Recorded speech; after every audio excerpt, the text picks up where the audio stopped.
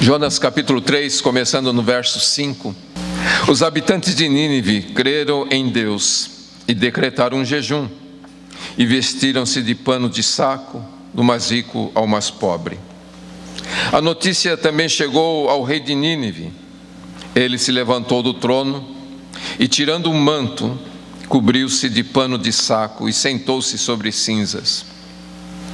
Então fez uma proclamação e publicou em Nínive, por decreto do rei e de seus nobres, que nem homens, nem animais, nem bois, nem ovelhas provem coisa alguma, não comam, nem bebam água, mas sejam cobertos de pano de saco, tanto os homens como os animais, e clamem com fervor a Deus, e cada um se converta do seu mau caminho e da violência de suas mãos. Talvez Deus se volte, arrependa-se e afaste o furor da sua ira, de modo que não morramos. E Deus viu o que eles fizeram, como se converteram do seu mau caminho. Então arrependeu-se do castigo que lhes enviaria e não o executou. Amém. Vamos orar. Senhor nosso Deus, nosso Pai querido, nós lemos a Tua palavra e precisamos que o Teu Espírito abra o nosso entendimento e nos dê compreensão da Sagrada Letra. Fala conosco, Senhor. Como também rogamos que o Senhor trabalhe os nossos corações para nos transformar e nos tornar semelhantes ao Teu Filho Jesus. Que o Teu nome seja glorificado, meu Pai. Nós oramos em nome do Senhor Jesus. Amém. Amém, queridos.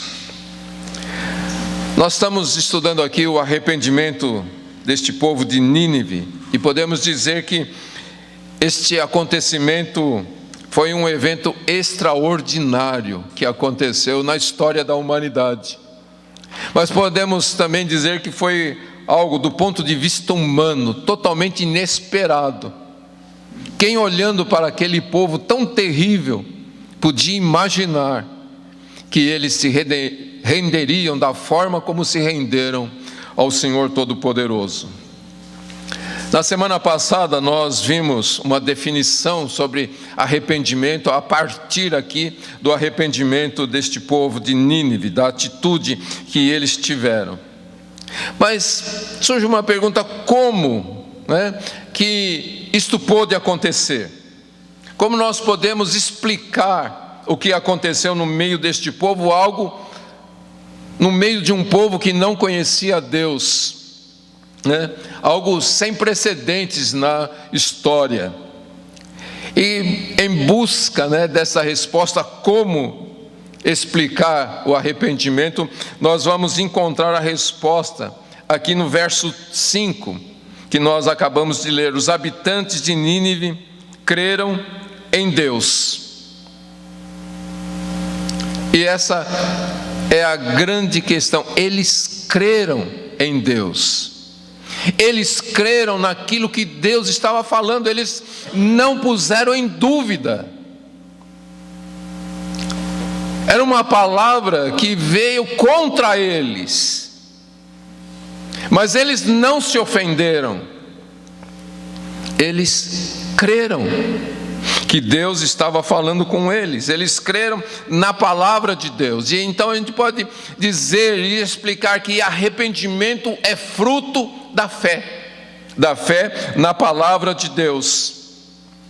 É uma obra que Deus realiza na vida daquele que crê.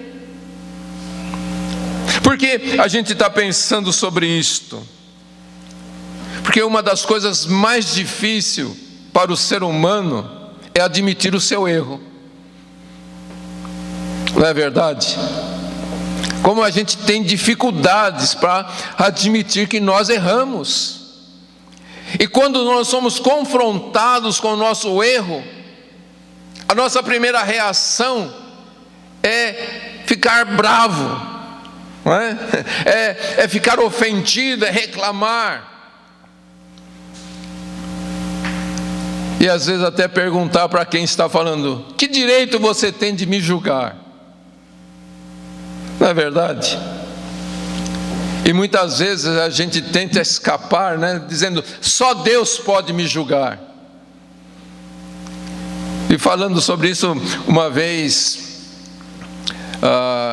se não me engano foi Billy Graham, ele disse o seguinte: as pessoas dizem, só Deus pode me julgar. E eu pergunto, isso não te assusta? Que Deus vai te julgar? Isso não te assusta? Mas então, queridos, quando somos confrontados pela palavra de Deus, nós precisamos crer em Deus, nesse Deus de amor, que enviou seu Filho para morrer por nós lá na cruz do Calvário. Deus não envia a sua palavra para nos ofender, para nos humilhar. Deus envia a sua palavra para abrir os nossos olhos, porque Ele quer realizar alguma coisa maravilhosa em nossas vidas. E o povo de Nínive, eles creram na palavra de Deus, eles acreditaram naquela mensagem que Jonas estava pregando para eles. A Bíblia diz aqui que Jonas chegou dizendo: Nínive será destruída daqui a 40 dias. Mas nós podemos supor que a mensagem de Jonas foi muito mais do que estas palavras. Provavelmente Jonas falou a respeito de Deus, falou a respeito da santidade de Deus, e então confrontou aquele povo com seus pecados diante da santidade de Deus. Provavelmente Jonas falou sobre as leis do Senhor para com eles, e mostrou que eles estavam quebrando a lei do Senhor, e que quebrar a sua lei é uma ofensa à sua santidade. E este povo então, ouvindo estas coisas, eles caíram em si, eles admitiram a sua culpa, eles admitiram seus pecados, porque eles creram na palavra do Senhor, eles creram no Senhor. Provavelmente Jonas deu ali o seu próprio testemunho, dizendo: olhem para mim, como vocês, eu me rebelei contra Deus, eu fugi da vontade de Deus, eu fugi da presença de Deus, eu cheguei à beira do abismo, não à beira, mas eu literalmente estava dentro do abismo, eu estava morrendo, eu estava sendo destruído. Mas esse Deus que eu estou proclamando a vocês, esse Deus teve misericórdia de mim. Esse Deus me fez ver o que eu estava fazendo. E então eu me humilhei diante dele. E é por isso que eu estou aqui hoje, vivo, redimido, e trazendo para vocês a mesma oportunidade que eu tive.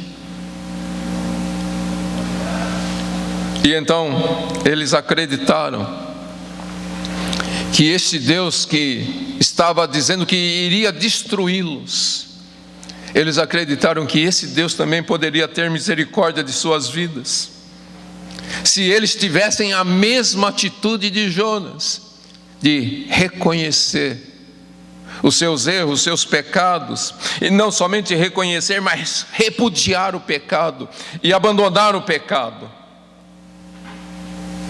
Veja as palavras do rei lá no verso 9: talvez Deus se volte, arrependa-se e afaste o furor da sua ira, de modo que não morramos. Veja, essa esperança foi essencial para a atitude que eles tiveram de mudar os seus corações na presença de Deus. O arrependimento, o verdadeiro arrependimento, ele não se baseia somente na lei, mas ele se baseia também na esperança da graça de Deus através do Evangelho. Nós podemos dizer que o arrependimento verdadeiro é a arrependimento evangélico, né? Que ele é provocado não somente pelo medo da ira de Deus, mas também pela esperança da graça maravilhosa de Deus para conosco. É justamente isso que Paulo disse para o povo lá na carta de Tito, que ele escreveu para Tito no capítulo 2, versos 11 e 12. Ele disse assim: porque a graça de Deus se manifestou, trazendo salvação a todos os homens e ensinando-nos para que, renunciando à impiedade e às paixões mundanas, vivamos neste mundo de maneira sóbria, justa e piedosa. Veja, a graça de Deus se revela, se manifesta, primeiramente mostrando a nossa situação, mostrando o estado em que nos encontramos, mas também trazendo a esperança de uma mudança que Ele pode realizar em nossas vidas. E então foi essa esperança de perdão, essa esperança de salvação que gerou o arrependimento do povo de Nínive. Sobre isto o Calvino comentava o seguinte: ninguém pode se submeter a Deus por vontade própria, a não ser que tenha conhecido antes sua bondade e nutrido uma esperança de salvação. Pois aquele que é tocado somente pelo medo evita a presença de Deus, e então prevalece o desespero, ao qual segue a perversão. Então veja, Calvino está dizendo: se a pessoa sentir somente medo de Deus, ela vai fugir de Deus. Mas quando ela é tocada pelo conhecimento da bondade de Deus, então ela vai se render ao Senhor. Mas aí surge a pergunta, né? De onde os ninivitas tiraram essa noção de misericórdia de Deus? Como que eles pensaram na misericórdia de Deus? Então nós vamos ver duas coisas aqui. A primeira é que a oferta de misericórdia de Deus está implícita na advertência que Deus faz, né? Quando Jonas chegou ali trazendo a advertência da palavra de Deus, nesta palavra estava implícita a misericórdia de Deus. E por isso os ninivitas reconheceram uma esperança no fato de Deus lhes oferecer uma advertência. Vamos entender isto. Comparando a situação de Nínive, a cidade de Nínive, com a cidade de Sodoma. A Bíblia relata a destruição completa de Sodoma. Mas em nenhum momento nós vemos um profeta de Deus andando pelas ruas de Sodoma, anunciando o juízo de Deus. Mas Deus em Nínive, Ele não chega destruindo, Ele chega trazendo uma palavra. Então sempre que Deus adverte de alguma coisa, é porque Ele quer manifestar a sua graça, a sua misericórdia, a sua salvação. E aí surge a pergunta, né? Por que Nínive teve o privilégio de receber essa advertência de Deus, que os conduziu a crer na misericórdia de Deus, e Sodoma não?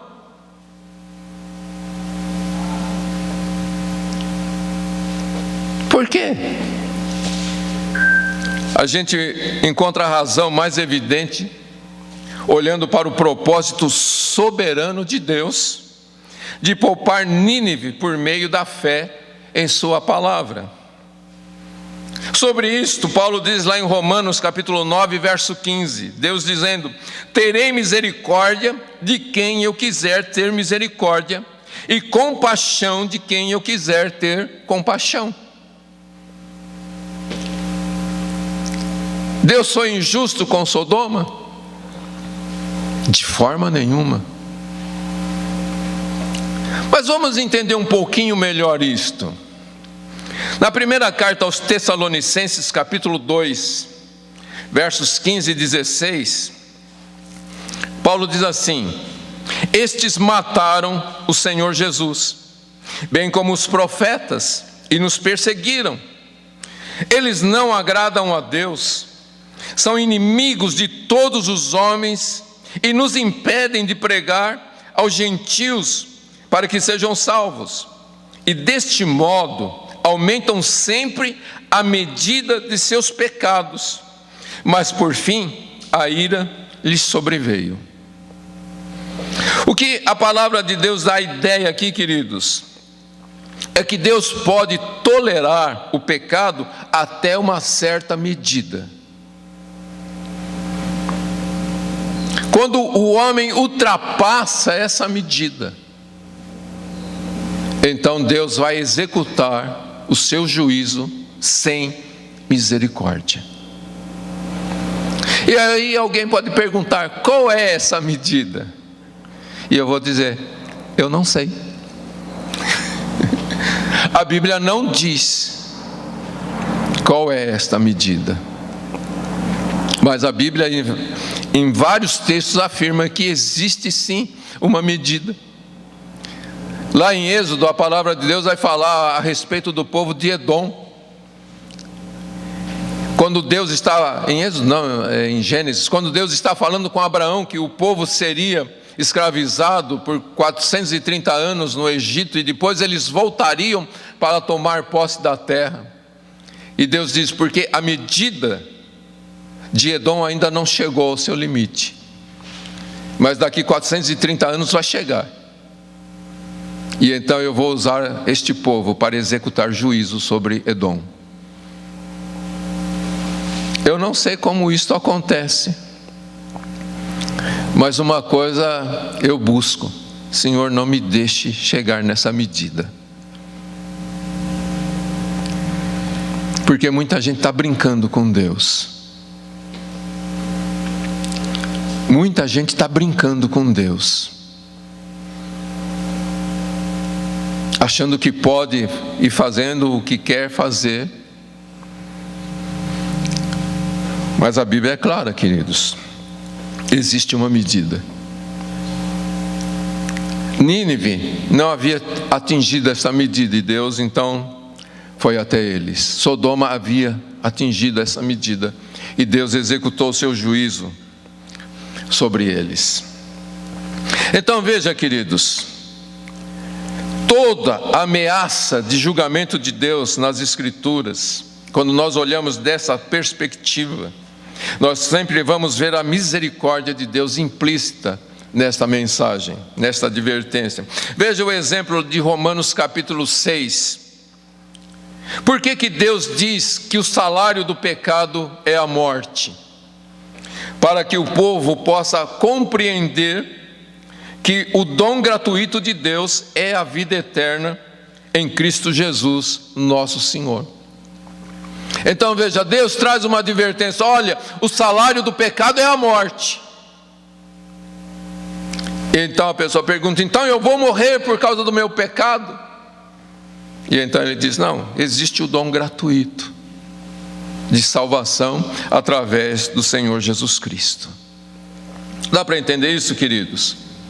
Um outro exemplo disso está lá na segunda carta de Pedro, capítulo 3, verso 10, quando Pedro diz assim: contudo, o dia do Senhor virá como ladrão, no qual os céus passarão com grande estrondo, e os elementos queimando se dissolverão, e a terra e as obras que nela há serão descobertas.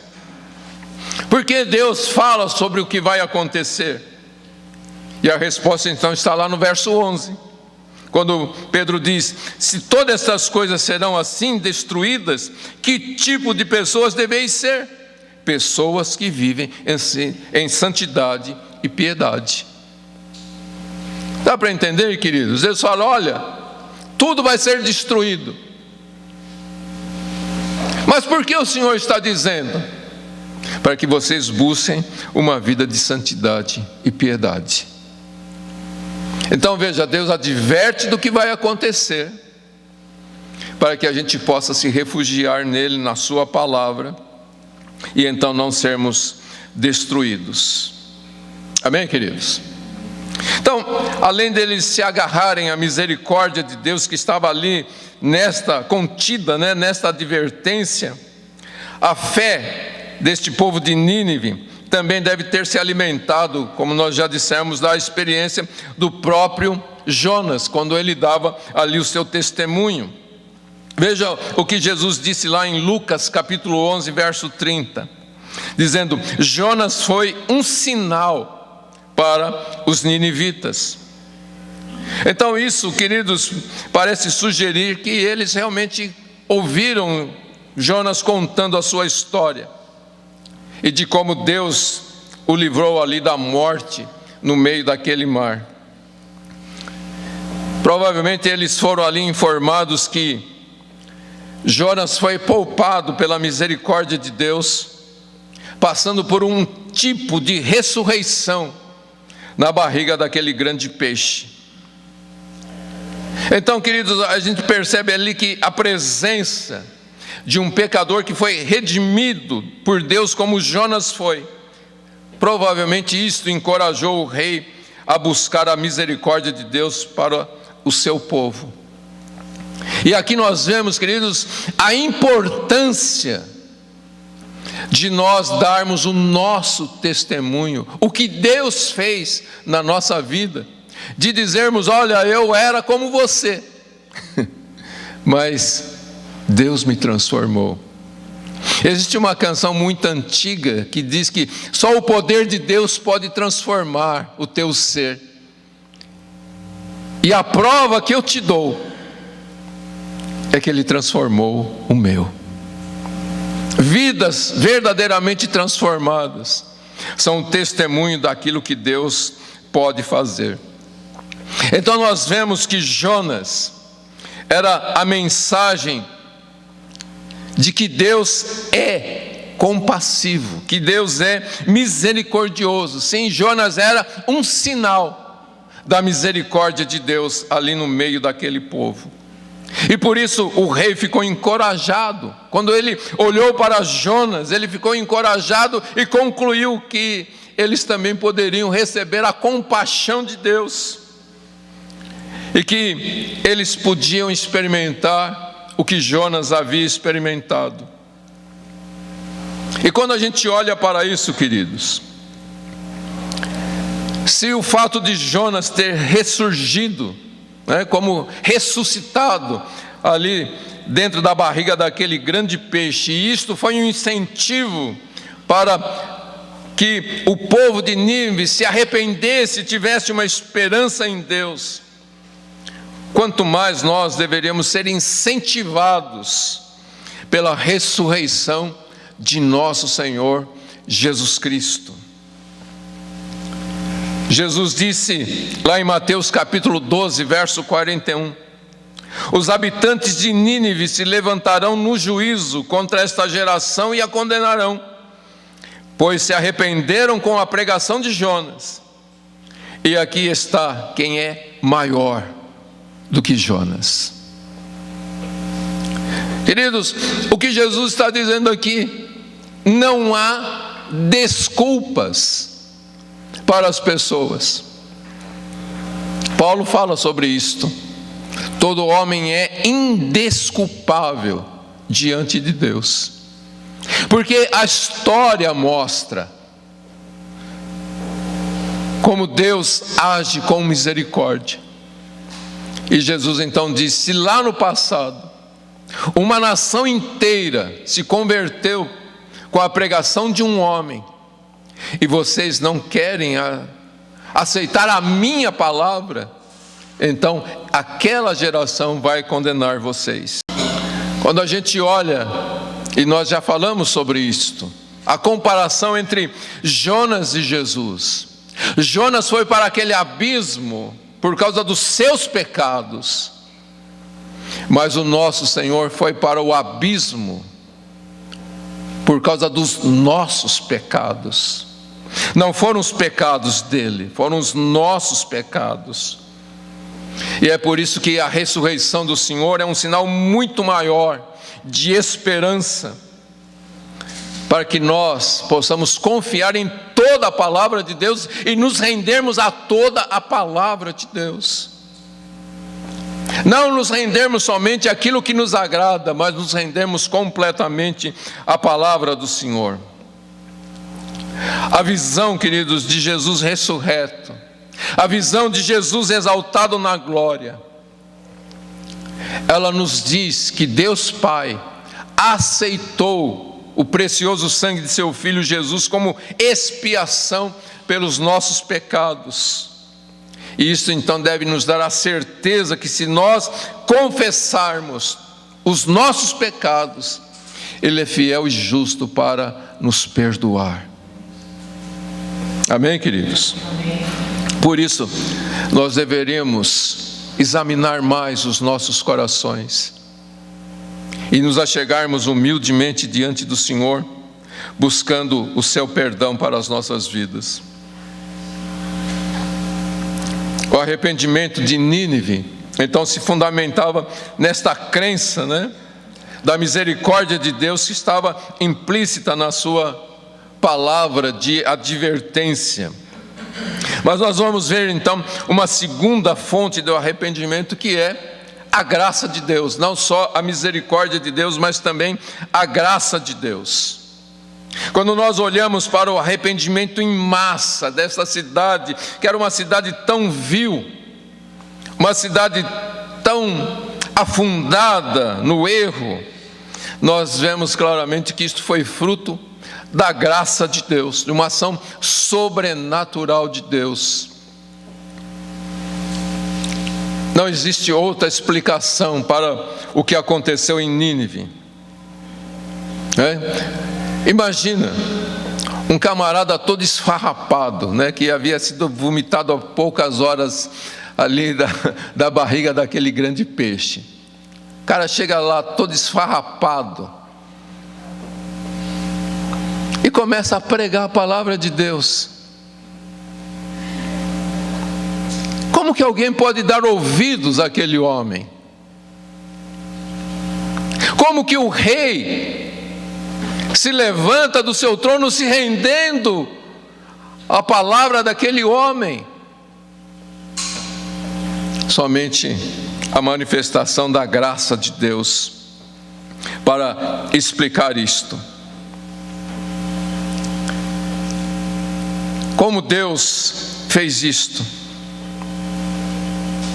Como Deus usou a vida de Jonas? Queridos, o Espírito Santo de Deus é que estava tornando viva a palavra de Deus nos lábios de Jonas. De modo que as pessoas não olharam para Jonas, elas olharam para a palavra de Deus.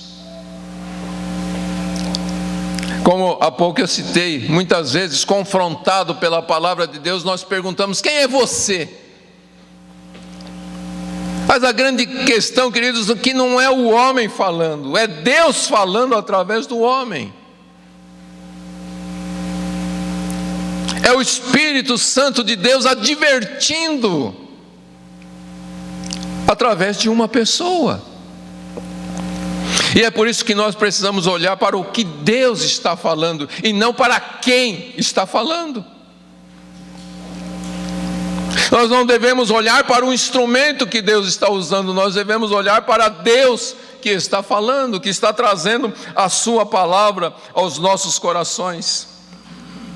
E então nós vamos entender que o arrependimento é sempre possibilitado pela graça de Deus, que opera por meio da palavra de Deus, porque o homem não pode se arrepender por si mesmo, mas o Espírito Santo de Deus conduz as pessoas para o arrependimento. E é por isso, queridos, que nós precisamos orar pelas pessoas. Se nós realmente queremos ver as pessoas sendo tocadas pela palavra de Deus, nós precisamos orar para que a graça de Deus se manifeste na vida dessas pessoas. E quando nós queremos uma transformação em nossas vidas, nós também precisamos nos achegar diante do Senhor, crendo na sua graça, pedindo que o Espírito Santo de Deus opere em nossos corações aquilo que nós não podemos fazer. É por isso que quando Davi foi confrontado com o seu pecado, ele correu para Deus e pediu: ó Deus, cria em mim um coração puro e renova em mim um espírito inabalável. Davi chegou diante de Deus e disse: Deus, eu não consigo mudar a minha vida, mas o Senhor pode fazer isto. Então, Senhor, me dê um coração novo, um coração que se inclina para Ti. Me dê, Senhor, uma firmeza em Ti. Eu não consigo, mas se a Tua graça operar em mim, isto será possível. O que Deus está querendo falar conosco, querido, para nós pararmos de dar desculpas. Ah, eu já tentei, mas eu não consigo. Ah, eu me esforço, mas eu não consigo. Deus está falando: não é para você se esforçar, não é para você tentar, é para você depender da minha graça.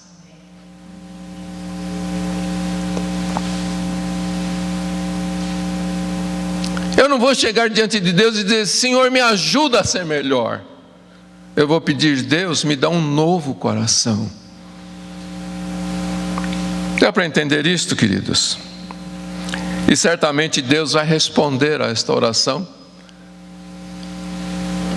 Como Davi disse: a um coração contrito, a um coração quebrantado, o Senhor não vai desprezar. Deus vai acolher.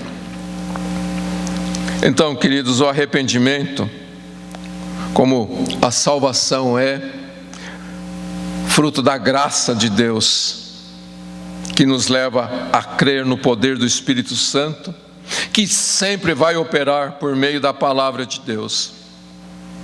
Diante disso, nós podemos entender que o arrependimento é uma grande bênção. Por incrível que pareça, muitas vezes, os cristãos e os não cristãos, eles veem o arrependimento como algo desagradável. Mas quando nós olhamos para o ponto de vista bíblico, nós vamos ver que ele é necessário e ele é uma grande bênção em nossas vidas. Pois é por meio do arrependimento sincero que as bênçãos de Deus vêm sobre nossas vidas. E é por isso que nós precisamos, e Paulo fala sobre isto quando ele fala a respeito da ceia, que nós precisamos examinar o nosso coração.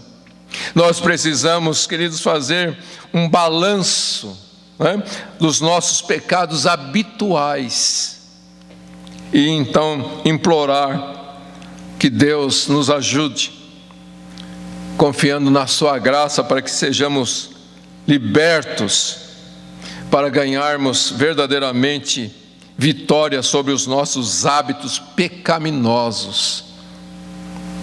E como que a gente faz isto? Atentando para a palavra de Deus. Por exemplo, você pega lá o que Paulo fala em Gálatas capítulo 5 a respeito do fruto do Espírito, e você pergunta para si próprio: isso é uma realidade na minha vida?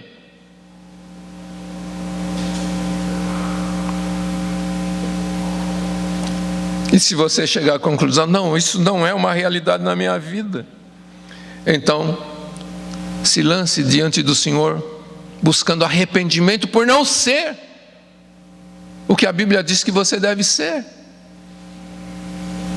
e clame ao Senhor para te dar um coração totalmente rendido à sua palavra. Nós precisamos buscar sinceramente diante da palavra de Deus o que está errado na nossa vida. É por isso que Deus nos deu a sua palavra. E Paulo diz que é como um espelho. Você olha e você se vê.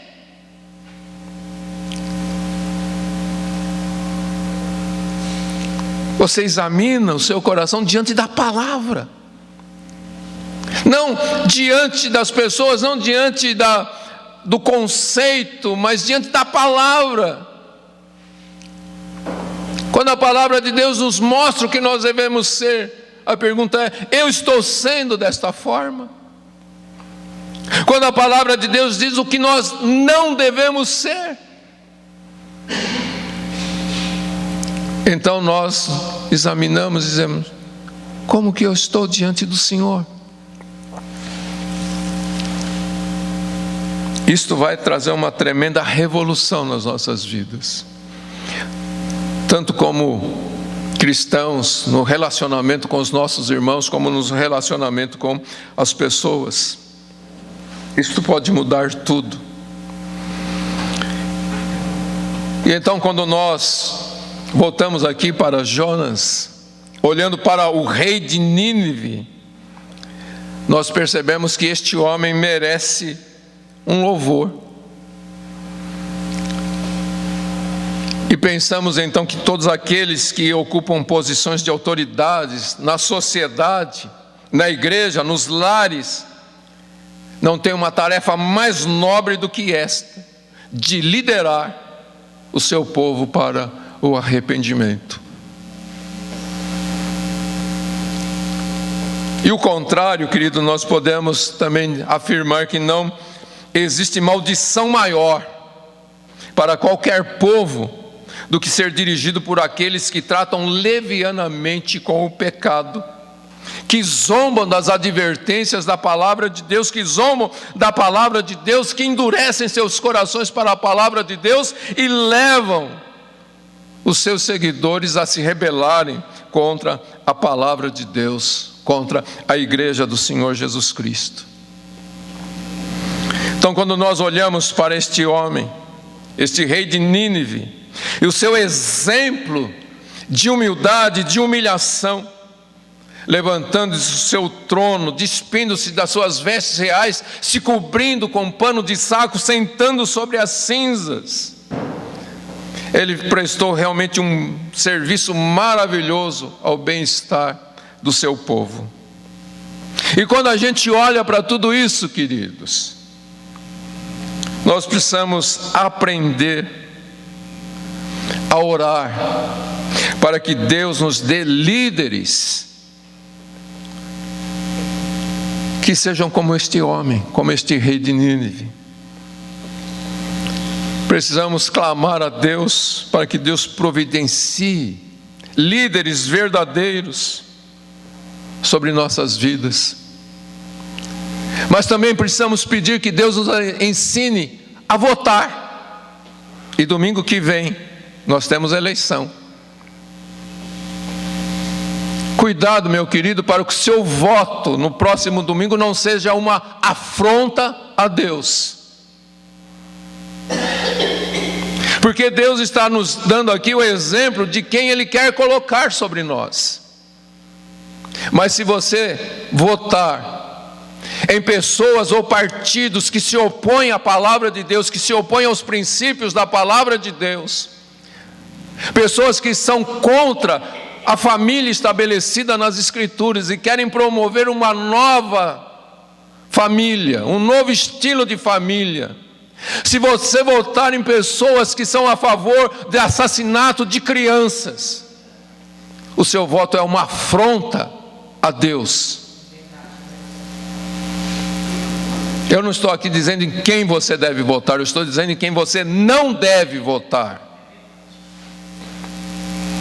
Se nós queremos a nossa nação se rendendo aos pés do Senhor Jesus Cristo, nós precisamos orar, mas também precisamos aprender a votar.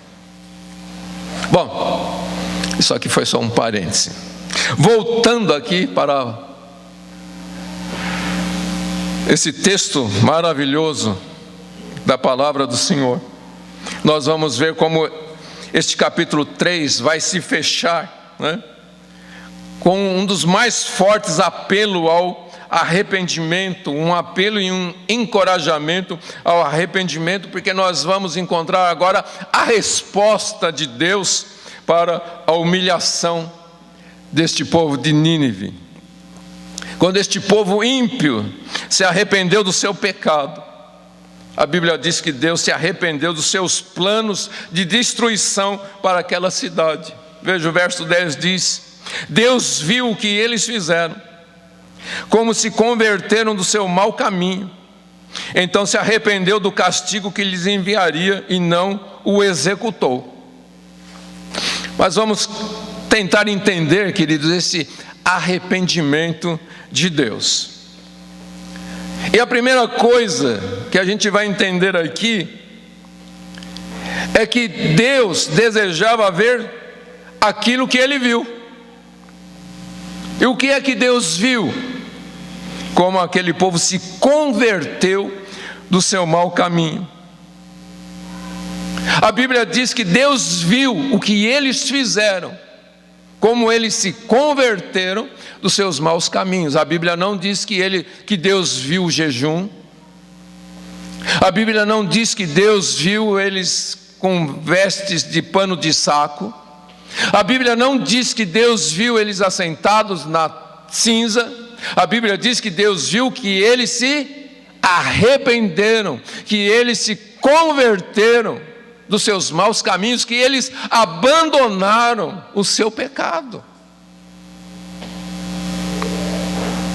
Deus não estava procurando ver cerimônias, Deus estava procurando ver um coração arrependido. Então Deus se compadeceu daquele povo.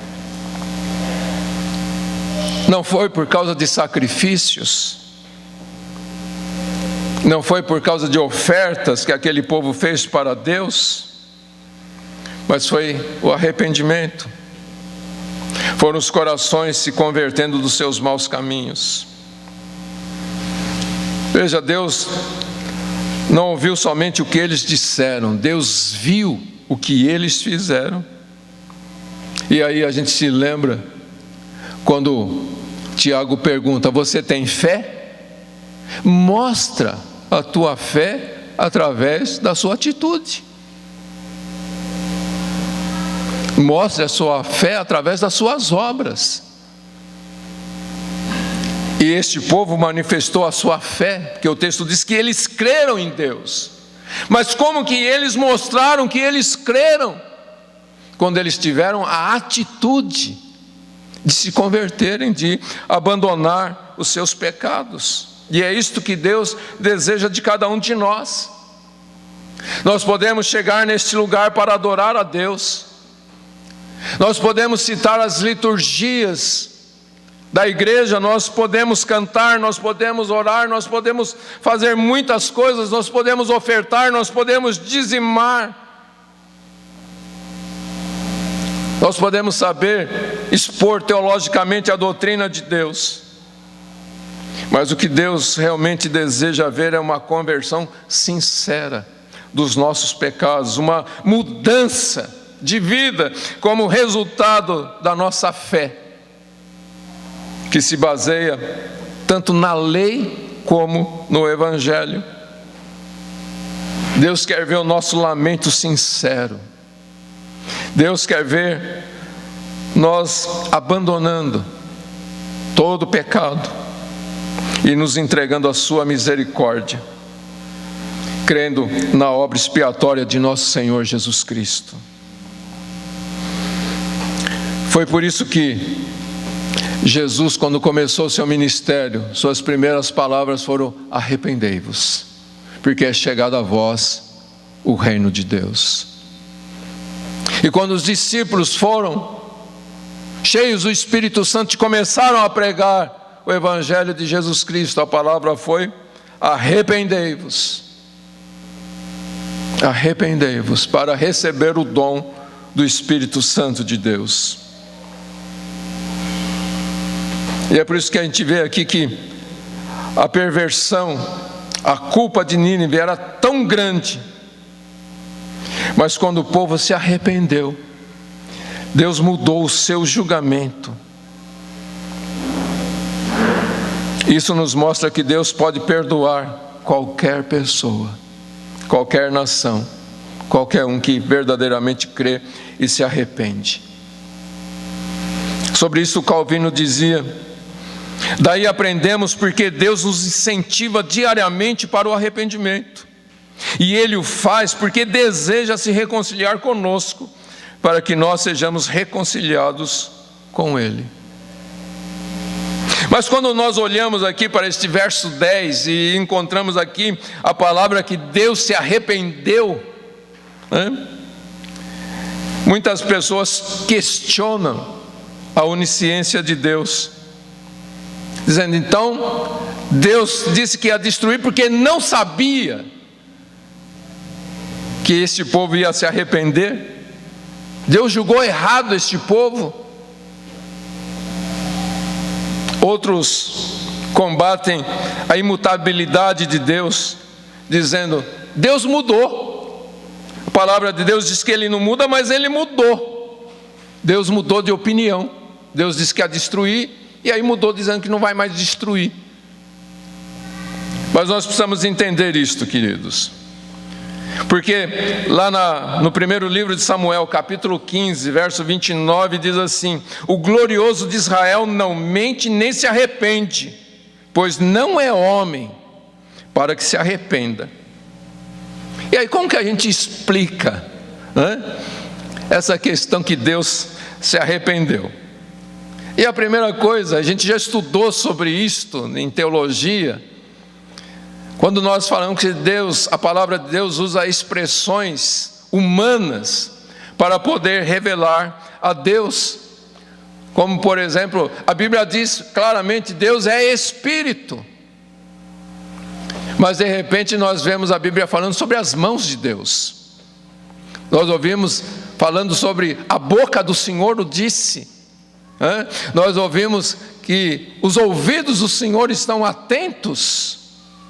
E tudo isso são expressões humanas para que nós possamos compreender a Deus.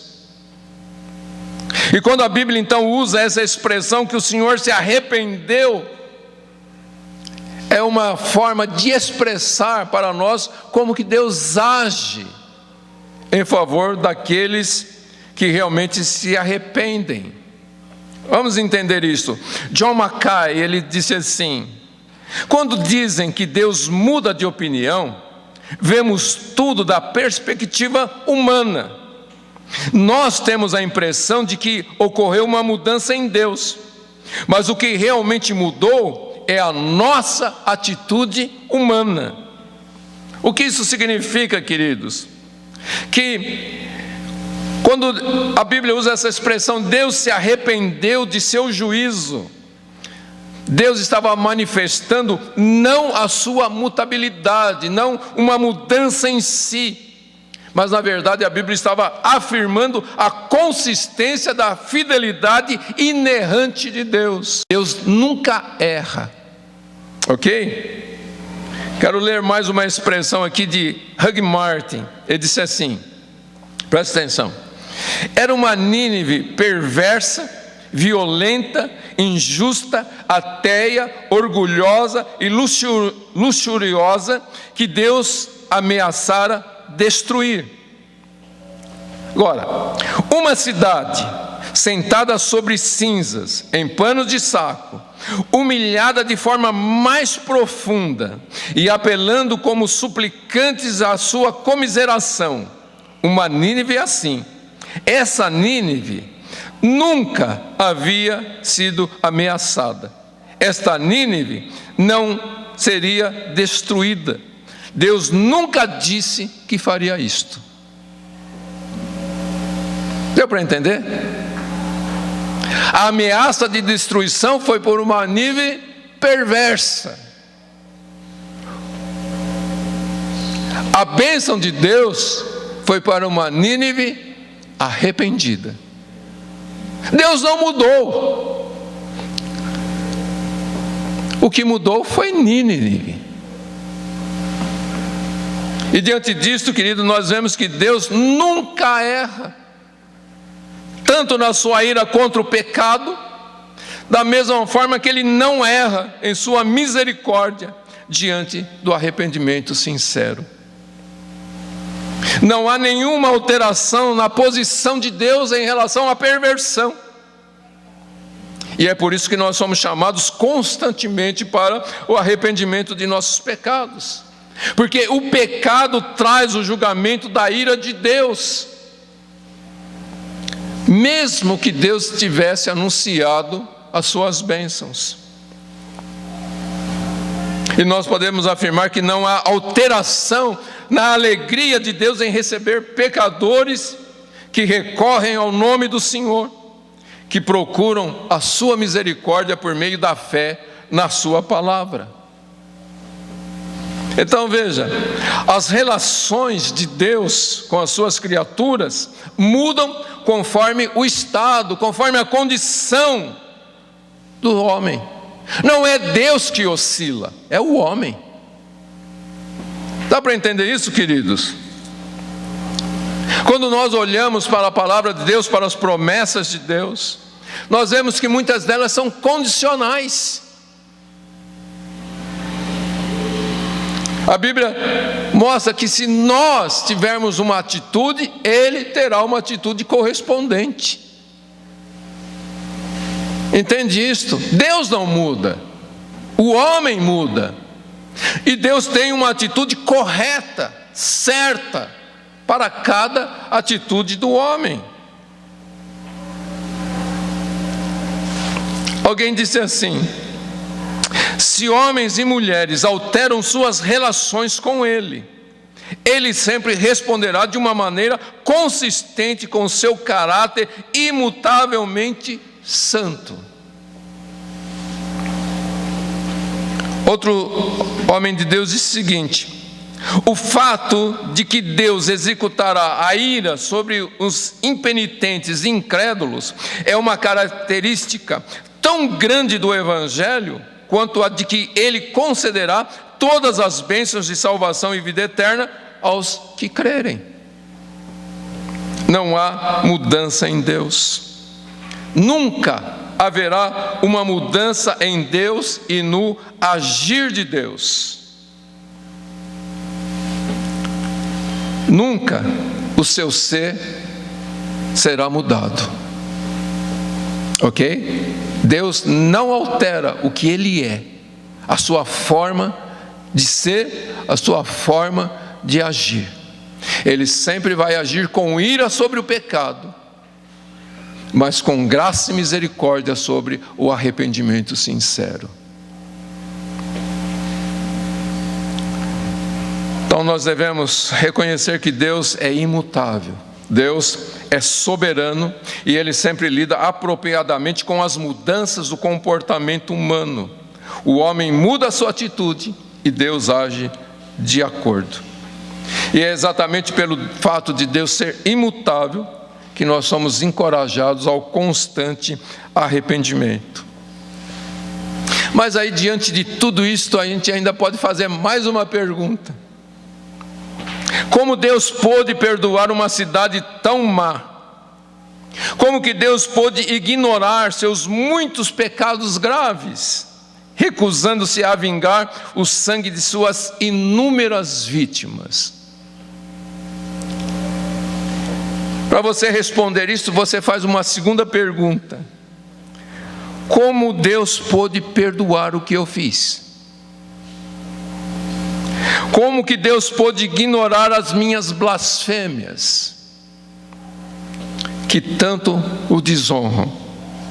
Como que Deus pôde perdoar o sofrimento e a dor que eu causei a outras pessoas? É fácil a gente perguntar como Deus pode perdoar o outro, né? Mas como Deus pôde perdoar a nós, queridos?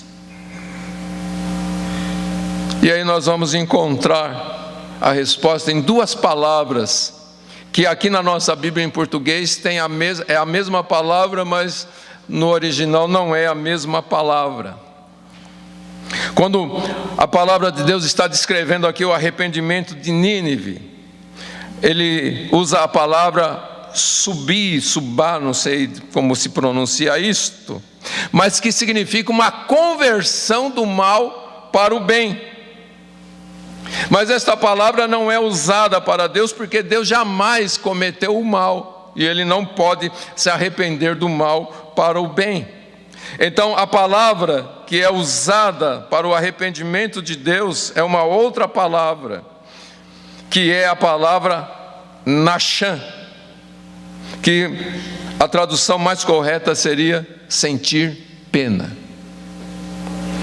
Quando a Bíblia diz Deus se arrependeu, na verdade a Bíblia está dizendo Deus sentiu pena daquele povo por causa do seu arrependimento, porque eles abandonaram seus pecados. Deus sentiu pena daquele povo. Então nós podemos dizer, queridos, que Deus revogou a sua sentença de destruição, porque o povo de Nínive havia deixado os seus pecados. E a resposta para a segunda pergunta, como é que Deus pôde nos perdoar, é encontrada na cruz de nosso Senhor Jesus Cristo. Porque Deus, literalmente, Deus sofreu ao sentir pena de nós, ao julgar os nossos pecados. Deus sentiu pena, e então Ele mesmo sofreu na cruz de nosso Senhor Jesus Cristo. Jack Ellul, ele disse o seguinte, falando de Deus: Ele toma sobre si o mal que era o salário do pecado do homem. Ele sofre o sofrimento que, em sua justiça, Ele deveria ter imposto ao homem. Deus faz com que seu julgamento recaia sobre Ele mesmo. Este é o significado do seu arrependimento. Então Deus depositou todo o nosso mal, todo o mal da humanidade, sobre a cruz de nosso Senhor Jesus Cristo, para que Ele pudesse se arrepender em justiça de sua santa obrigação de nos condenar. E tudo isto por causa da sua graça maravilhosa, por causa da sua graça misericordiosa, que nos chama para a fé e ao arrependimento. E então, queridos, diante do testemunho de Nínive, nós precisamos pensar como o nosso mundo hoje está precisando de profetas como Jonas, que tem uma consciência renovada, uma vida transformada pela graça do Senhor, e que então proclame esta graça, esta misericórdia para esta humanidade. Porque quando nós olhamos para a Bíblia, nós olhamos para o caráter de Deus, nós vemos que Deus precisa julgar, e Ele vai julgar toda a perversão do nosso mundo. Mas Deus vai recompensar com misericórdia todos aqueles que se arrependerem.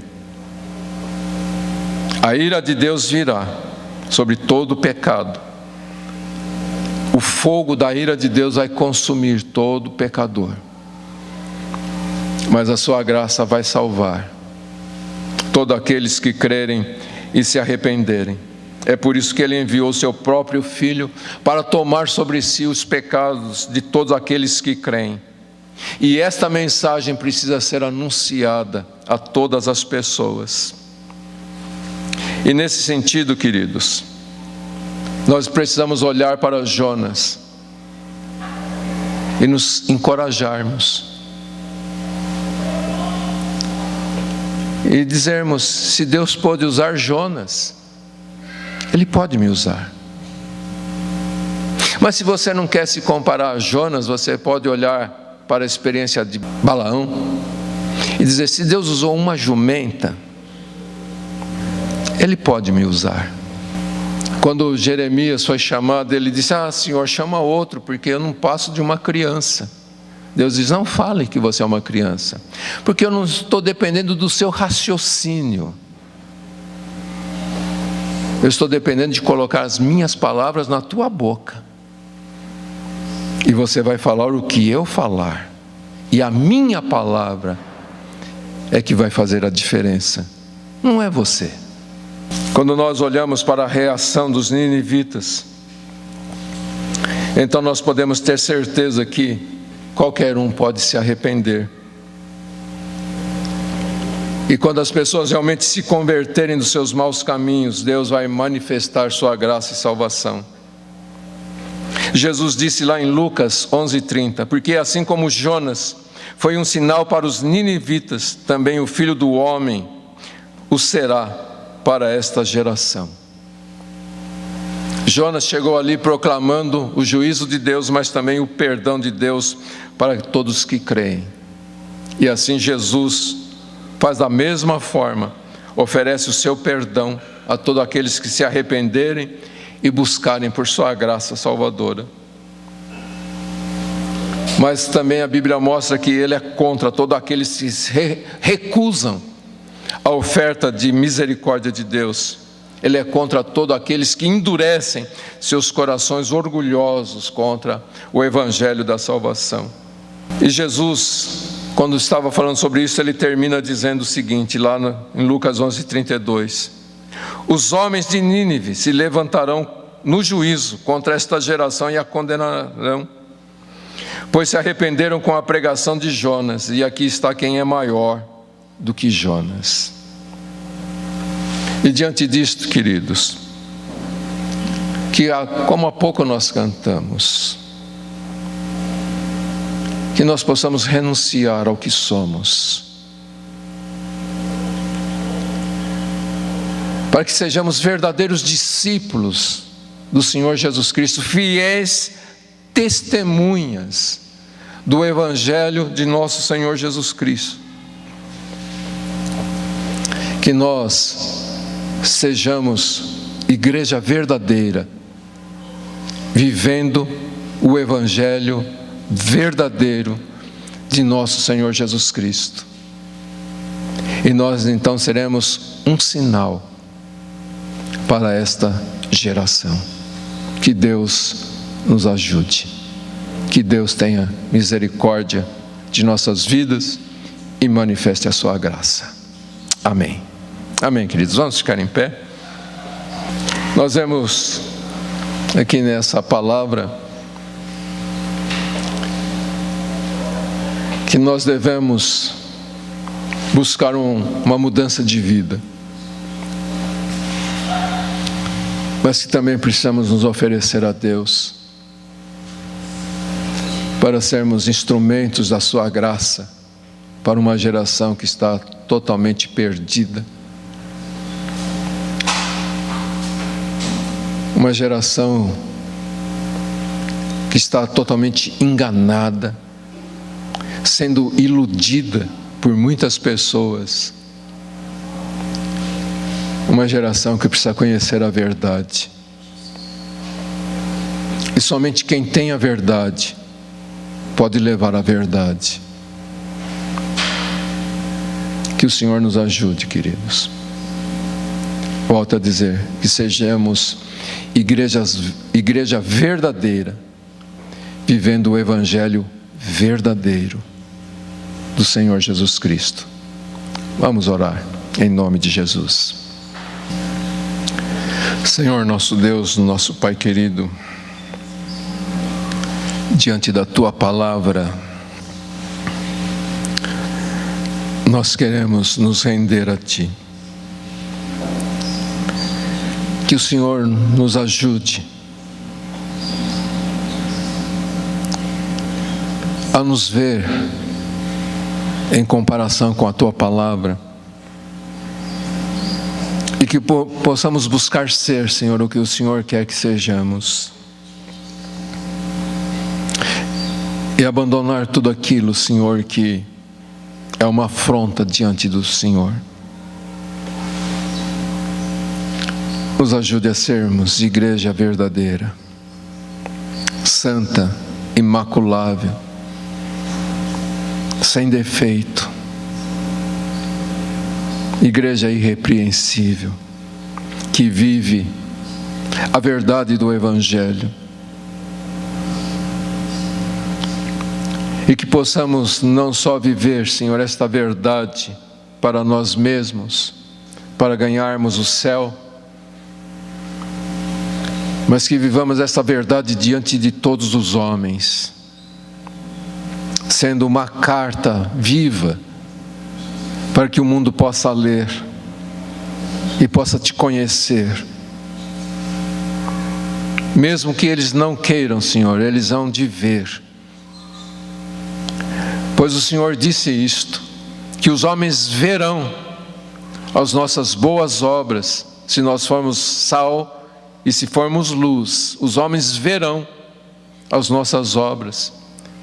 Porque uma cidade edificada sobre os montes não pode ser escondida por causa das suas luzes. E mesmo que eles não queiram ver, eles verão. Que as nossas vidas sejam assim, Senhor. Que obrigue os homens a verem a Tua luz, a Tua palavra, o Teu Evangelho, a Tua cruz. E que assim eles sejam levados ao arrependimento e à salvação. Nos ajude, Senhor. Em nome de Jesus, nos ajude. Para a glória do Teu santo nome. Amém.